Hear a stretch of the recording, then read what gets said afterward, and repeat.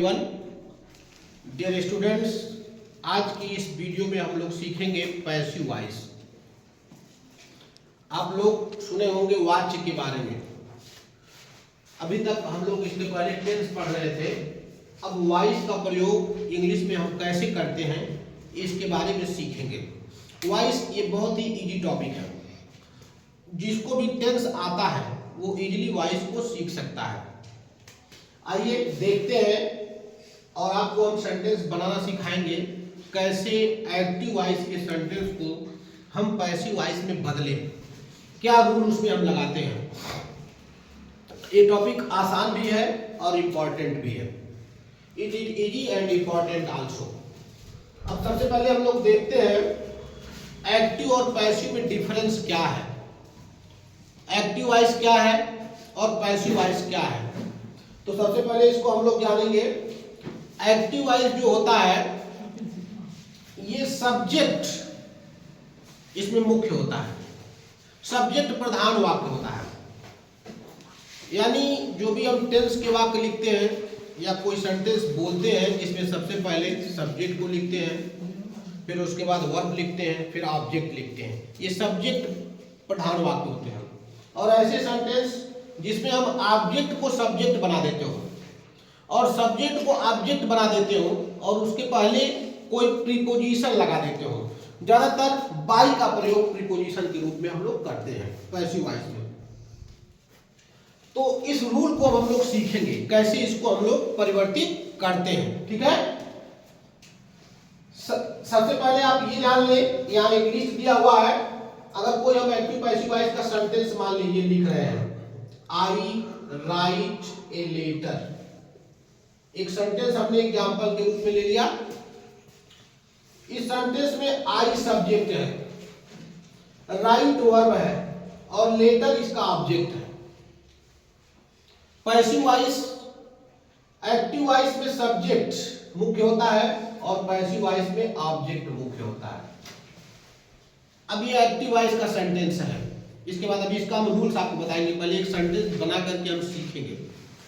इसमें जो ऑब्जेक्ट है, यहाँ अगर हम राइट में क्वेश्चन कर दे क्या लिखता है, व्हाट का या होम का क्वेश्चन करने पर जो आंसर मिलता है उसी को हम सब्जेक्ट बना देते हैं। तो यहाँ पर हमने व्हाट का क्वेश्चन किया, एक ट्रांजिटिव वर्ब की पैसिव वॉइस चेंज होती है।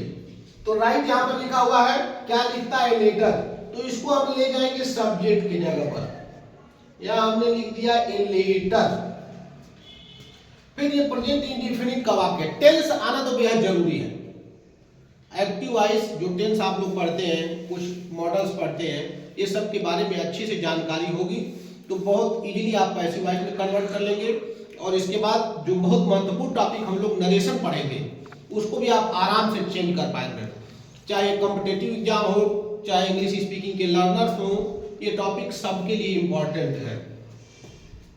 ये लेटर को हमने इधर कर दिया ऑब्जेक्ट और आई को मी में बदल देते हैं। अभी ये चार्ट के माध्यम से हम आपको समझाएंगे सब्जेक्टिव और ऑब्जेक्टिव केस कैसे इसे बदलते हैं। यहाँ पर सबसे लास्ट में हमने लिख दिया बाई मी। उसके बाद वर्ब की थर्ड फॉर्म का प्रयोग पैसिव वॉइस में होता है। ज्यादातर केसेस में पैसिव वॉइस में वर्ब की थर्ड फॉर्म का ही हम लोग प्रयोग करते हैं। देखिए राइट का यहाँ हो जाएगा रीटेन, और क्योंकि ये प्रेजेंट इंडेफिनिट का टेंस है, विचार के माध्यम से सिखाएंगे हम आपको, इसमें इज का प्रयोग करेंगे। अपने तरफ से हमको इसमें ऐड करना पड़ता है। अभी आपको मैं लिस्ट दूंगा, वो लर्न कर लेंगे तो बहुत इजीली किसी भी सेंटेंस को आप पैसिव वॉइस में चेंज कर पाएंगे। आइए ध्यान से देखिए इसको। A letter is written by me. इस ऑब्जेक्ट को हमने बनाया सब्जेक्ट और सब्जेक्ट को बना दिया ऑब्जेक्ट और वर्ब का थर्ड फॉर्म उसी प्लेस पर रख दिया। अलग से हमने इसमें ऐड कर दिया इच। अब ये पूरा स्ट्रक्चर पैसिव वॉइस का बन करके तैयार हुआ। इसमें था मैं पत्र लिखता हूं, इसका अर्थ निकल करके आएगा कि एक पत्र मेरे द्वारा लिखा जाता है। ज्यादातर अगर हिंदी का अर्थ लगाएंगे तो जाना शब्द उसमें ऐड हो जाता है। आइए अब इसके जो जरूरी रूल्स है इसको हम सबसे पहले जान लेते हैं। पैसिव वॉइस के जरूरी रूल्स क्या क्या है। तो सबसे पहला जरूरी जो रूल है, इसमें सब्जेक्ट जो होता है वो ऑब्जेक्ट बन जाता है। क्या बन जाता है? ऑब्जेक्ट बन जाता है। पहला रूल है। दूसरा है ऑब्जेक्ट को हम सब्जेक्ट बना देते हैं और उसके पहले उचित प्रीपोजिशन कोई हम लगा देते हैं, प्रायः बाई का प्रयोग करते हैं। बाई और प्लस, यहां ऑब्जेक्ट चेंज होकर के इधर आ जाएगा, ये सब्जेक्ट के रूप में आ जाएगा और ये सब्जेक्ट यहां आ जाएगा ऑब्जेक्ट के रूप में। इस तरह से पैसिव वॉइस हम लोग कन्वर्ट कर पाते हैं। अब देखिए ये चार्ट दो आपके सामने हमने बनाया है, इसका सब्जेक्टिव और ऑब्जेक्टिव केस देखेंगे। सब्जेक्टिव और ऑब्जेक्टिव केस इस चार्ट के माध्यम से तो हम समझ पाएंगे। अगर सब्जेक्ट के प्लेस पर आई है तो ऑब्जेक्ट जब ये बन करके जाएगा तो बाई मी हो जाएगा। सब्जेक्ट के प्लेस पर सी है तो ऑब्जेक्ट बाई हर हो जाएगा। सब्जेक्ट के प्लेस पर यू है तो बाई यू ही रहेगा। वी का बाई अस, दे का बाई देम, ही का बाई हिम। अगर कोई नेम है तो बाई लगा करके वो नाम हम लिख देते हैं। एक चीज आप ध्यान रखें, ये जो भी चीज आप देख रहे हैं बाई लगा करके, कुछ सेंटेंस में बाई प्रीपोजिशन नहीं आता है, लेकिन ज्यादातर सेंटेंस में बाई प्रीपोजिशन ही हम लगाते हैं। अगर आपका प्रोनाउन पर अच्छा कमांड है तो ये ऑटोमेटिक आप इसको सब्जेक्ट को ऑब्जेक्ट में चेंज कर लेंगे। प्रोनाउन के 3 पर्सन और 3 केस, ये अच्छे से एक प्रोनाउन के चार्ट में, प्रोनाउन वाली टॉपिक में आपको मैं समझाऊंगा और वहां अलग से भी बताऊंगा। और ऑफलाइन वाले क्लास में कई बार इसको हमने डिस्कस भी किया है। फर्स्ट पर्सन, सेकंड पर्सन और third person, subjective case, objective case और नॉमिनेटिव केस, ये 3 केस होते हैं। अब हम सीधे उसको आगे डिस्कस करेंगे। अब हम सीधे now we proceed on our topic which we are studying here. कैसे हम टेंस वाइज को, सबसे पहले हम टेंस का ही पैसिव वाइज बनाना सीखेंगे। टेंस से जुड़े हुए सेंटेंस को कैसे हम पैसिव वॉइस में बदलते हैं। अब सबसे पहले अगर मैं बात करूं प्रेजेंट इंडेफिनिट टेंस अगर है तो इसमें निगेटिव और इंट्रोगेटिव में डू डज डिड आता है, लेकिन पैसिव वॉइस में डू डज और पास्ट में डिड का प्रयोग नहीं करते हम। इसकी जगह पर हम इज आर एम लगाते हैं। ऐसे ही पास्ट में वाज वेयर की डिड की जगह पर वाज वर का प्रयोग करते हैं, डिड नहीं लगाते हैं। पैसिव वॉइस में डू डज डिड का प्रयोग हम करते ही नहीं है, इसकी जगह पर वाज वर का प्रयोग करते हैं। और फ्यूचर इंडेफिनिट में विल, शैल और प्लस बी लगाते हैं। अगर कंटीन्यूअस का सेंटेंस है तो उसमें इज आर एम पहले से ही होता है और बीइंग लगा देते हैं। पास्ट के कंटीन्यूअस में वाज वर और बीइंग लगाते हैं। प्रेजेंट परफेक्ट में had plus been, past perfect में हैड प्लस बीन का प्रयोग करते हैं। उसके बाद फ्यूचर परफेक्ट में विल या shall plus have plus been और सबके साथ वर्ब की थर्ड फॉर्म। ज्यादातर केस में जब भी हम पैसिव वॉइस बदलेंगे वहां पर वर्ब की थर्ड फॉर्म का ही प्रयोग करते हैं, ये कंपल्सरी होता है। ये 12 टेंस का चार्ट हमने आपको बनाया है। इसमें हमको यह ध्यान देना होगा किन किन टेंस का पैसिव वॉइस हम लोग सामान्यतः बनाते ही नहीं, बनता ही नहीं है। कुछ विशेष केस में, कुछ बुक्स में ये रूल दिए हुए हैं इसको भी चेंज करने का, लेकिन कोई बहुत आवश्यक नहीं है इसको जानना है। इसमें आपका है फ्यूचर का कंटीन्यूअस, इसकी पैसिव वॉइस बनती नहीं है। और तीनों perfect continuous, present perfect continuous, past perfect continuous और फ्यूचर परफेक्ट कंटीन्यूअस, इसका भी पैसिव वॉइस चेंज नहीं होता है। अब आइए कुछ सेंटेंस एग्जांपल के रूप में हम लोग लेते हैं। कम से कम 2 से 3 वाक्य में ही आपको बना करके दिखा रहा हूं कैसे उसको मैं पैसिव वॉइस में चेंज करता हूं। एक सेंटेंस में पास्ट इंडेफिनिट का लिखता हूं, ही solved the question। ये पास्ट इंडेफिनिट का अफर्मेटिव वाक्य है, इसको पैसिव वॉइस में हमको चेंज करना। उसने प्रश्न हल किया, ये ऑब्जेक्ट है द क्वेश्चन, इसको हम बना लेंगे सब्जेक्ट, यहां नोट कर देंगे द क्वेश्चन। ठीक, जो सब्जेक्ट है यहां से आपको बदलना ही है, तो यहां आप देख सकते हैं ही का बाई हिम हो जाता है, तो यहां हम लगा देंगे बाई हिम। सब्जेक्ट बन गया ऑब्जेक्ट और ऑब्जेक्ट बन गया सब्जेक्ट, और बीच में पास्ट इंडिफिनिट में वाज या वर हम जोड़ते हैं सब्जेक्ट के अकॉर्डिंग।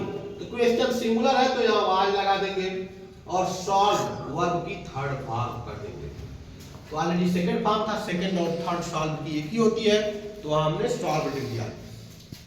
कुछ सेंटेंस और भी देखते हैं और उन सेंटेंस का पैसिव वॉइस बना करके मैं आपको दिखाऊंगा, जिससे थोड़ा सा आपका कॉन्सेप्ट भी क्लियर होगा। रूल का आप प्रैक्टिस करेंगे और धीरे धीरे जितना ज्यादा आप प्रैक्टिस करते जाएंगे उतना ज्यादा आपका पैसिव का कॉन्सेप्ट क्लियर होगा। You have to study a lot at your home. Daily practice 10 sentences, 20 sentences. This will help you learning the concept and the usage of the sentences. How to use the voices, the tense. Everything is based on your practice. The more you practice, the more you learn. ये sentence देखते हैं, He does not help me. Present indefinite tense का वाक्य है, दोनों chart आपको हमने अभी भी बताया है। यह मी का हो जाएगा आई और ही का हो जाएगा बाई हिम। इस सब्जेक्ट को ऑब्जेक्ट, ऑब्जेक्ट को सब्जेक्ट कर दिया। यह नॉट लगा हुआ है, निगेटिव सेंटेंस है, डू डज डिड का प्रयोग पैसिव में करते नहीं, डज नहीं आएगा। आई के साथ एम आएगा, इज आर एम आता है। आई एम नॉट और वर्ब की थर्ड फॉर्म बीच में लिख दीजिए, I am not helped by him, ये इसका पैसिव है। हिंदी अर्थ है वह मेरी मदद नहीं करता है, वह मेरी मदद नहीं करता है, और पैसिव वॉइस में इसका अर्थ हो जाएगा I am not helped by him, मेरी मदद उसके द्वारा नहीं की जाती है। अगला वाक्य देखें, दे डिस्टर्ब मी, ये भी प्रेजेंट इंडेफिनिट का है। आई सब्जेक्ट बनाया, दे को सब्जेक्ट जगह पर लाया और देम कर दिया ऑब्जेक्ट बाय देम, और डिस्टर्ब यहां दिया हुआ है तो यहां भी एम लगाएंगे और वर्ब की थर्ड फॉर्म लगा देंगे। थर्ड वाला sentence, the boys are attending the class, the class को बनाएंगे सब्जेक्ट,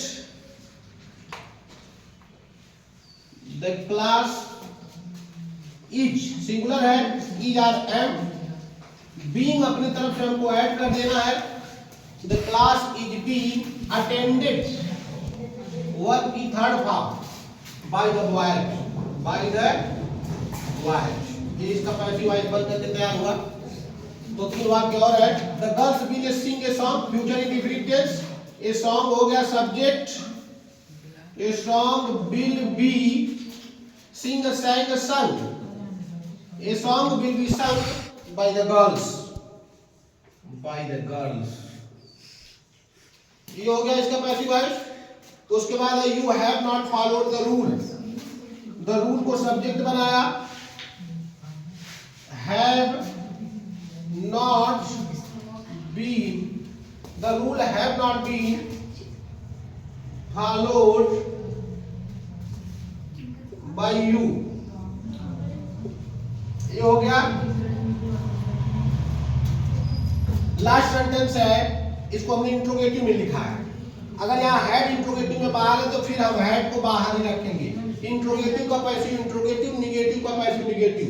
वाक्य का अर्थ नहीं बदलना चाहिए, ठीक है, केवल स्ट्रक्चर चेंज होता है, लेकिन मीनिंग और सेंस में कोई परिवर्तन नहीं होता है। हैड द टीचर यहाँ सब्जेक्ट था, स्टूडेंट को यहाँ बना देंगे subject, had the students, past का परफेक्ट है तो यहां बीन जोड़ देंगे, had the students been taught yesterday by the teacher। हो सकता हो अभी आपका पूरा कॉन्सेप्ट नहीं क्लियर हुआ हो, टेंस से संबंधित बहुत सारे हमने यहाँ सेंटेंस बदल करके देखा है। खुद से 2-4-10 वाक्य का टेंस से संबंधित आप प्रैक्टिस करिए, बड़े आसानी से आप बनाते जाएंगे और आपको समझ में आता जाएगा। जितना ज्यादा वर्क करेंगे उतना ज्यादा आपकी समझ बढ़ती जाएगी और इसमें आनंद भी आपको आएगा बनाने में।